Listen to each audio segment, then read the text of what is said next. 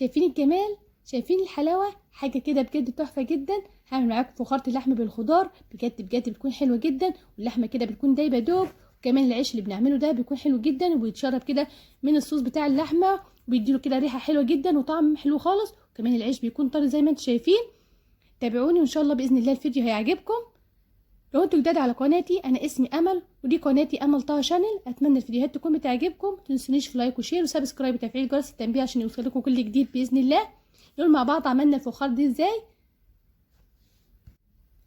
عندي حله على النار فيها زبده وزيت، ببدا انزل كده بقطع اللحمه، قطع اللحمه متقطعه كده صغيره زي ما انتم شايفين. ببدا كده اشوح اللحمه كويس جدا في الماده الدهنيه، ممكن نحط سمنه المتوفر عندنا، واشوح اللحمه كده لحد ما بتاخد اللون اللي احنا عاوزينه.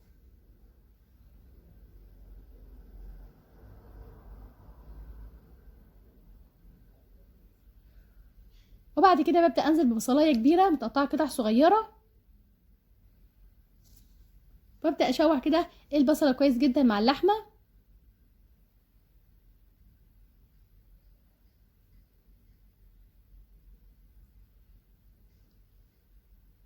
بعد كده هبدا انزل بمعلقه من التوم، توم فريش، وابدا اشوحه كده مع البصله واللحمه. التوم بيديها طعم حلو جدا. بعد كده هبدا انزل بشطه خضرا سبايسي، لو احنا مش حابينها ممكن نستغنى عنها، بتدي تيست حلو جدا للحمه. وبشوحهم مع بعض كويس جدا.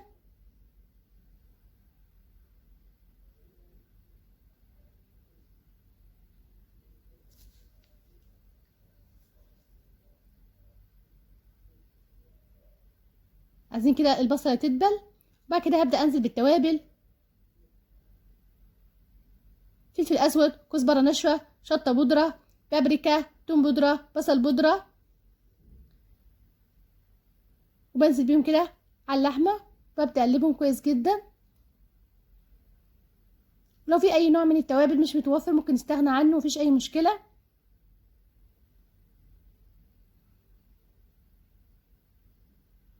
شايفين اللحمه اخدت لون كده بسيط من البابريكا، واللون بتاعها بقى جميل وشكله حلو خالص.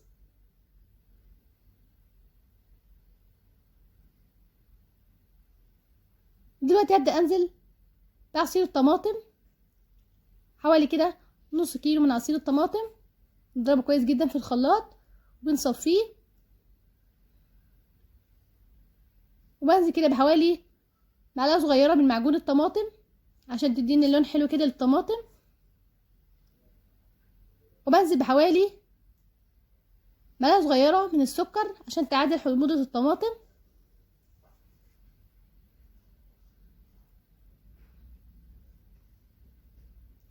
وبقلبه مع بعض كويس جدا، وبسيب كده اللحمه لحد ما تستوي. شايفين اللحمه بتغلي كويس جدا، بزود لها كده حوالي كوبايتين من الميه المغليه، وبسيبها لحد ما بتكمل سواها. كل فتره كده بقلب اللحمه عشان لو اتشربت كده وكانت لسه مستويتش بزود شويه من الميه المغليه.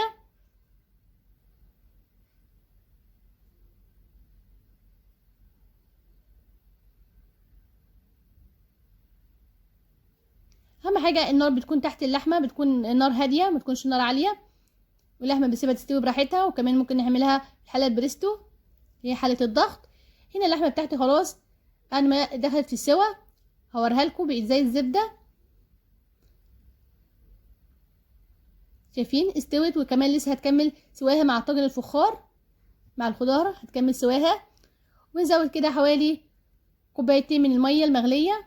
اهم حاجه نحط ميه مغليه، ما نحطش ميه بارده. وبعد كده دلوقتي ببدا احط الملح.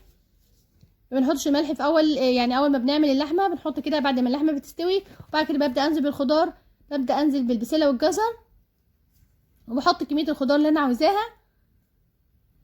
وابدا انزل ببطاطس متقطعه قطع صغيره، ونحط الخضار اللي احنا عاوزينه والمتوفر عندنا.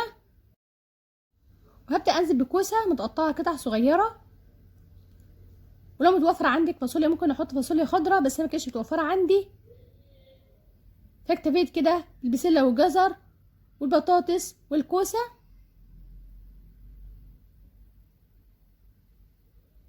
وبقلبهم مع بعض كويس جدا. وبعد كده هبدا انزل بمعلقه صغيره من التوم الفريش. عايزه اقول لكم التوم يديها طعم حلو جدا.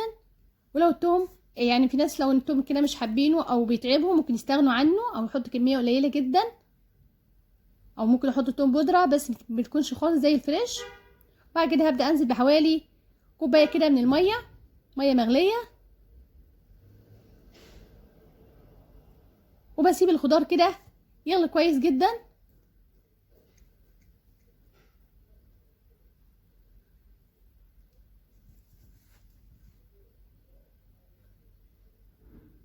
وبعد كده بغطيه وبسيبه كده لحد ما يدخل في السوا. والوقت ده هبدا اجهز العجينه، العيش اللي احنا هنحطه كده على وش الفخار. عندي بوله ببدا انزل بحوالي كوبايه من الدقيق، وبنزل عليهم بمعلقه من الزبادي كده بالطريقه العجينه، وبنزل بمعلقه صغيره من الخميره الفوريه، ممكن نحط خميره العجين حاجه كده بسيطه. وبننزل برشه من الملح وحوالي نص معلقه من السكر، وبنقلبهم مع بعض كويس جدا.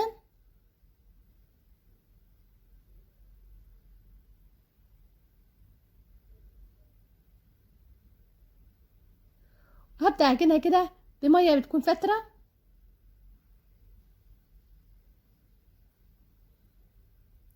ونحط الميه بالتدريج لحد ما نوصل للسمك اللي احنا عاوزينه.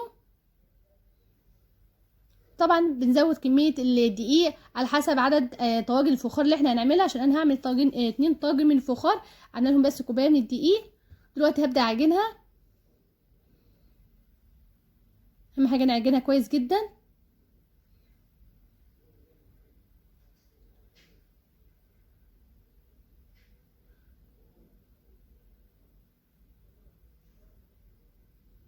وانا بتشكل معايا والعجينه بتبقى كويسه، بحطها كده في البوله وبسيبها لحد ما بتختمر.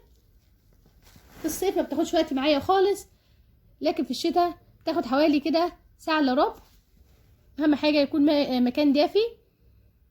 وبغطيها بالبلاستيك راب وبسيبها في مكان حوالي نص ساعه كده لحد ما تختمر.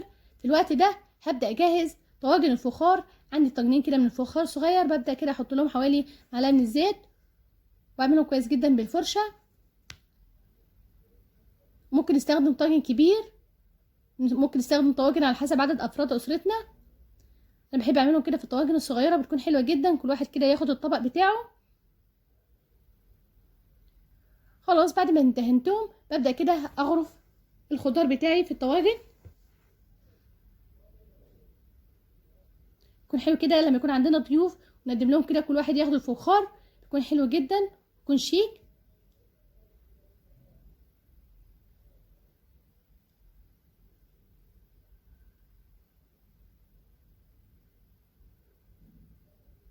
بظبط الطواجن كويس جدا زي ما انتم شايفين. في الوقت ده بتكون العجينه بتاعتي اختمرت، هبدا اشكلها. ببدا اركب كده الطواجن على جنب، ونبدا نشكلهم، نشكل العجينه.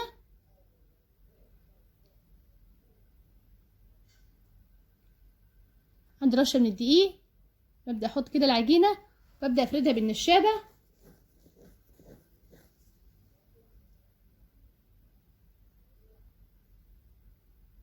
بعملها كده على قطعتين، بعد كده ببدا افردها توصل للسمك اللي انتوا شايفينه، ميكونش رقيق قوي ولا تخين قوي. وبقطع كده على نفس حجم الفخار. شايفين انا حطيت طاجن الفخار وقطعت على قد بالظبط. ببدا كده احطها على وش الفخار وبظبطها كويس جدا. بعد كده ببدا اقطع الزياده كده بالسكين وبشيلها.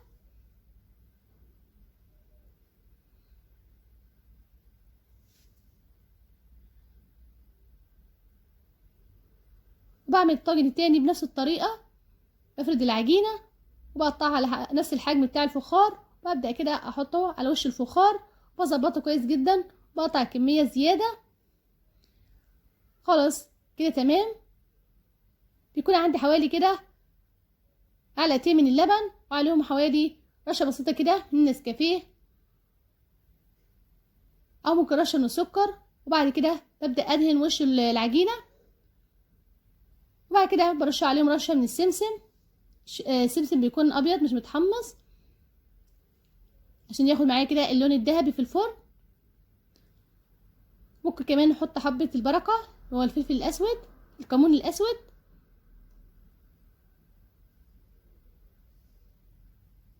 في الوقت ده الفرن بتاعي بيكون سخن على درجه حراره 200. بدخل الفخار لحد ما بيطلع معايا بالشكل اللي انتوا شايفينه، ما بياخدش وقت خالص لان اللحمه عندي بتكون مستويه، وكمان الخضار اول ما العيش كده بيستوي معايا بخرجه على طول وبدهنه كده بدهنه من الزبده، بيكون لونه كده جميل جدا. شايفين اللون ذهبي وحلو خالص، بجد بجد تحفه جدا. عايزه اقول لكم عامل البان كده عندي في الشقه، طعمه جميل خالص، عايزاكم تجربوه. تغيير كده في نوع الاكل، وكمان بيكون شكله حلو جدا، وبيكون حلو جدا في العزومات، بيكون حلو جدا على عيد الاضحى. هقطع معاكم العيش عشان تشوفوه معايا. بجد بجد العيش بيكون حلو جدا، بتشرب كده من الصوص بتاع اللحمه، وبيكون طعم حلو خالص، وكمان بيكون طري. اهم حاجه يعني بنسيبوش كتير في الفرن عشان ما ينشفش معايا. عايزه اقول لكم اللحمه دايبه دوب. شايفين العيش بيتقطع معايا وطري حلو جدا لما بناكله كده بالصوص. شايفين الخضار مستوي حلو خالص، وكمان اللحمه كده عامله زي الزبده. نغرف كده مع الرز بالشعريه الكميه اللي احنا عاوزينها. بجد بجد حلو خالص. اتمنى كده الفيديو يكون عجبكم. لو عجبكم متنسونيش في لايك وشير وسبسكرايب وتفعيل جرس التنبيه عشان يوصلكم كل جديد باذن الله. متنسوش تكتبوا لي رايكم والتعليقات تحت الفيديو، تكتبوا لي من اي بلد بتتابعوني. اشوفكم على خير في فيديو جديد. مع السلامه، في حفظ الله. سبحانك اللهم بحمدك، اشهد ان لا اله الا انت، استغفرك واتوب اليك.